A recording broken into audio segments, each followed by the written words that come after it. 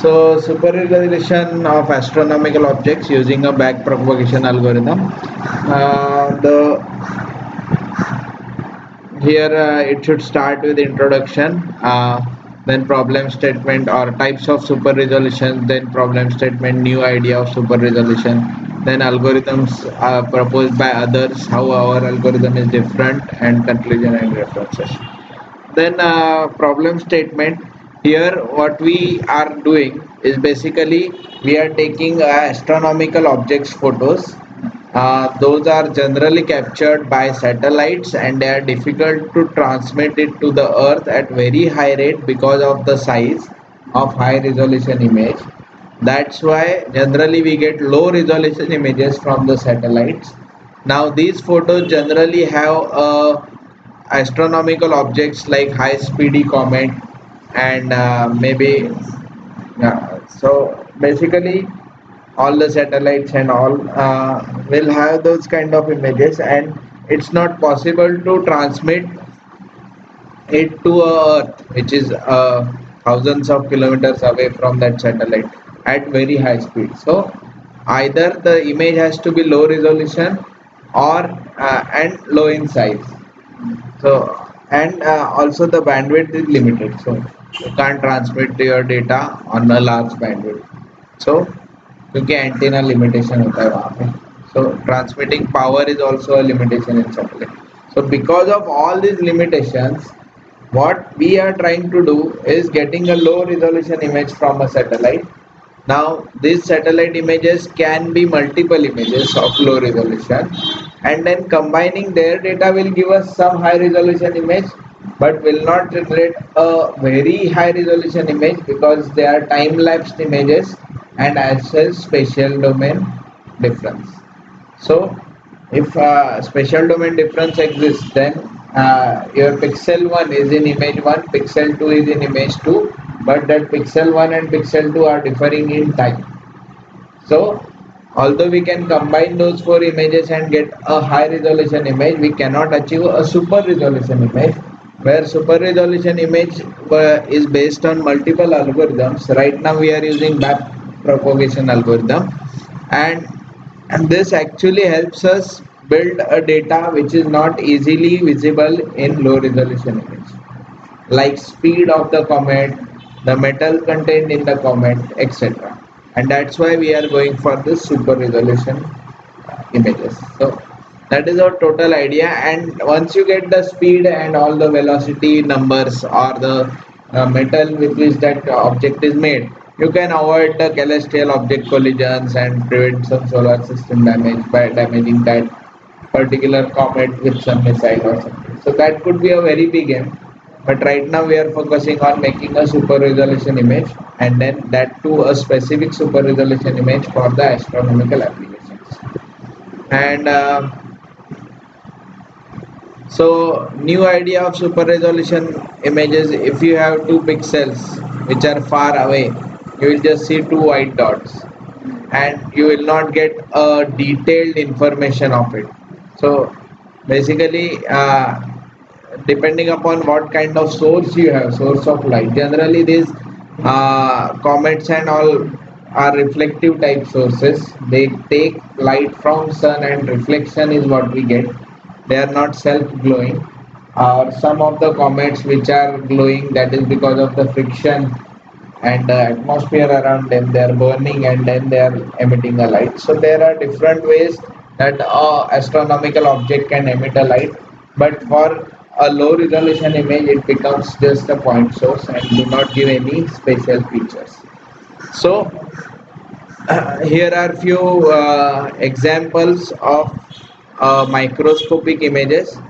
So if you have these bead particles, these beads, fluorescent beads, if they are moving, you will see these kind of images, and you will not get any detailed information from them. So basically super resolution was initially applied for a microscopic principle where the objects are moving and we are trying to extract the information out of them.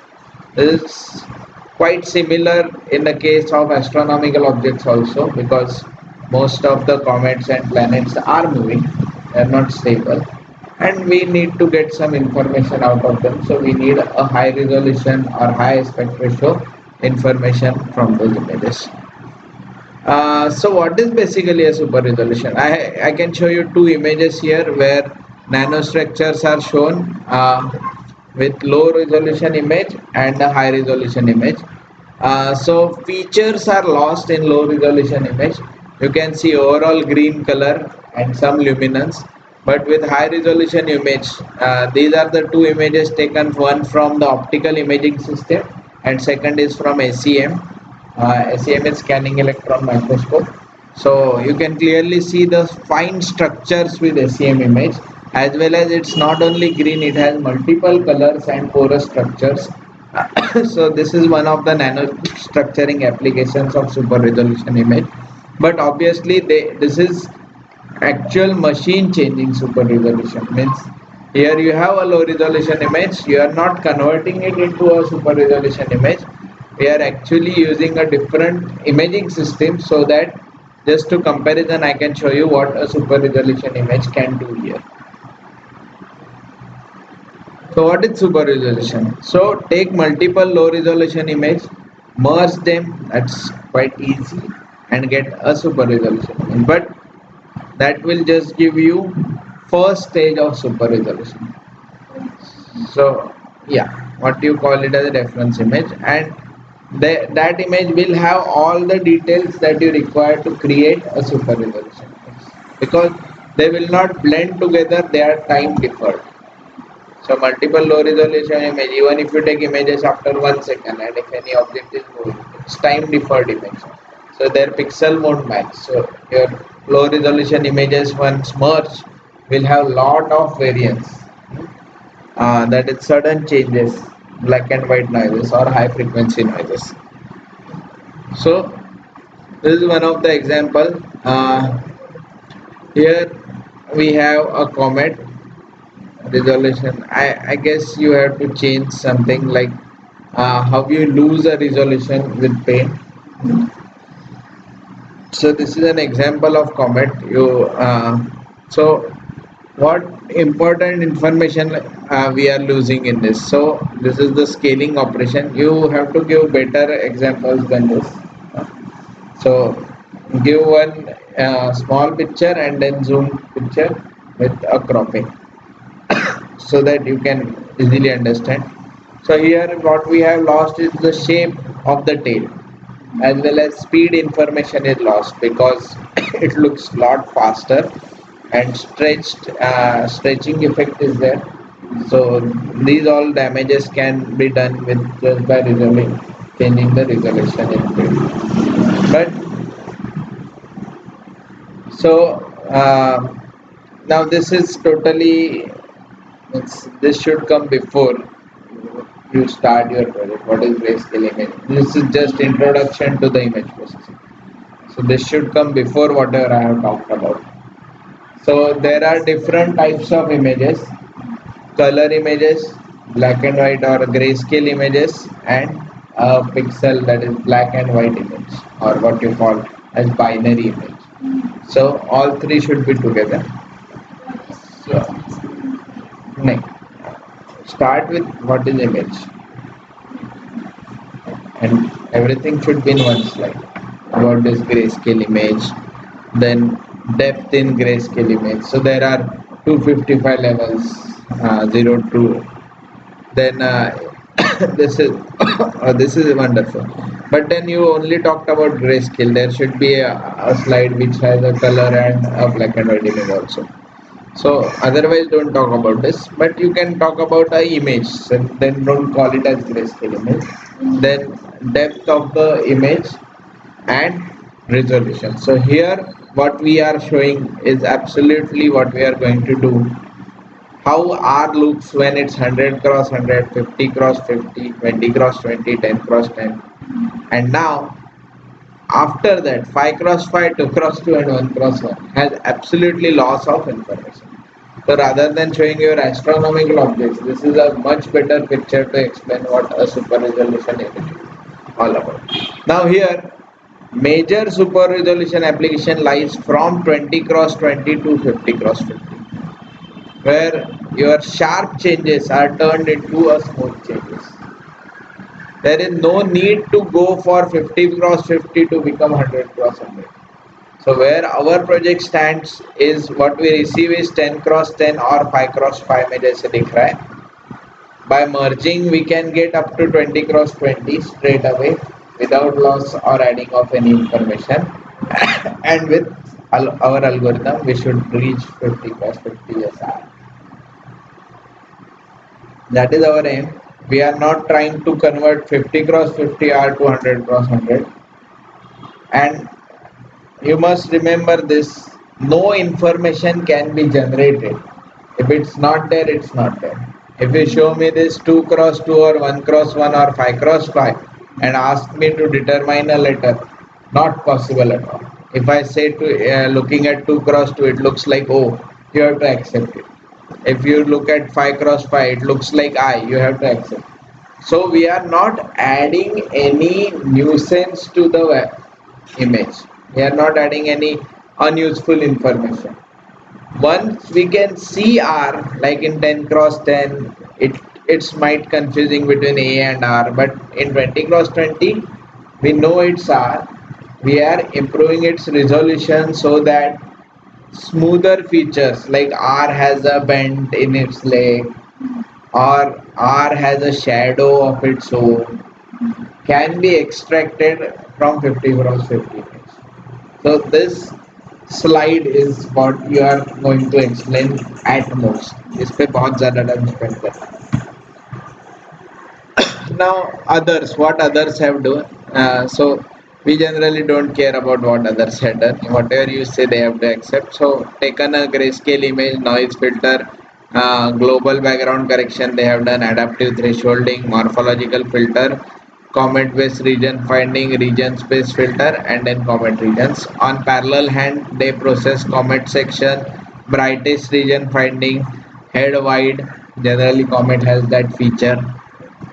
Then intensity profile analysis, like what is the speed and all, and then head regions. So comet region and head regions are then merged to generate the final image. So you need to provide whose author, who has done.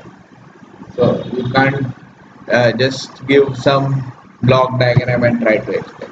We never expect student to explain a block diagram of others. We only want what you are going to do. It might be based on a block diagram of others which you can just show. We don't expect what they have done in morphological filtering. You should know, but we don't expect you to explain everything in our presentation. So this should be in your head what they have done. You just have to tell us what finally they achieved. So they have done DNA analysis. So it's quite confusing. If it is comet in the picture and your text says about DNA, so just check what's gone wrong. DNA results often and those DNA images have some shapes like comet. So that they have analyzed. Okay, so they are calling comet as a shape of comet. Fine. But then you have to explain. If you show, it's like obvious to me why you are talking about DNA and all because you are working in comet and all, and your algorithm says comet, and that was becoming confusing. So don't tell anything about comet or don't tell anything about DNA, or you explain beforehand only get DNA का वो part को comet कह रहे. So open comment tool. So that is the last part. वो A में खत्म हो रहा था, उसके बाद local background correction and comet measurements. So just don't confuse people with this kind of paper explanation. Preferably yes, and just explain what they have done. Maybe in points. We don't need block diagram. You only need block diagram for your work. Again, it's nice some other paper. ये ऐसे नहीं होना चाहिए. ऐसे white space में बैठ जाना चाहिए. हाँ नहीं, okay fine. But you, and again all these slides, whoever is the author should have some name somewhere. You listen to my video carefully. I have mentioned how to specify author's name in second video, I guess. So you have to do that. Again, some papers. Okay, some comparison table. Here the font is very bad. Your font size should be 24 plus.